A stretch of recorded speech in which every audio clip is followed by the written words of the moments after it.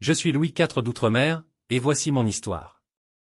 Né en 920 en Francie occidentale, je suis le fils de Charles III le Simple et d'Edwige d'Angleterre.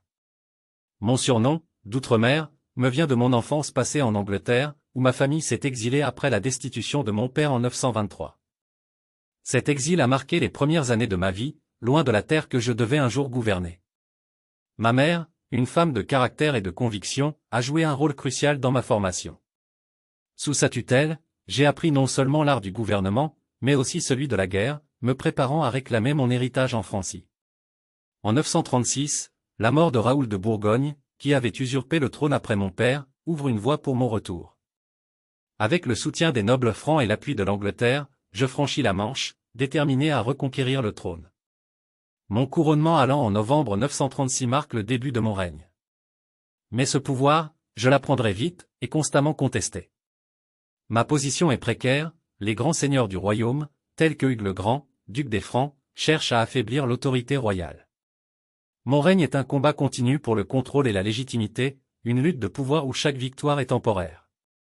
En 939, ma capture par les Normands à Rouen dévoile cruellement ma vulnérabilité.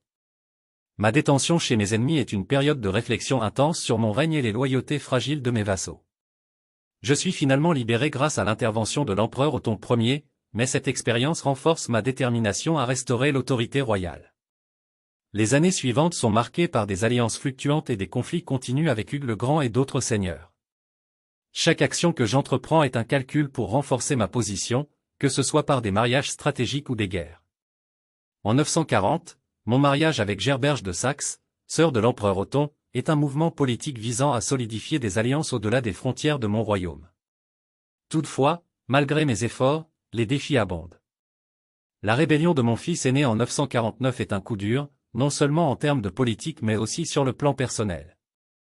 Il est difficile, en tant que roi, de naviguer entre les attentes de gouvernance et les obligations familiales.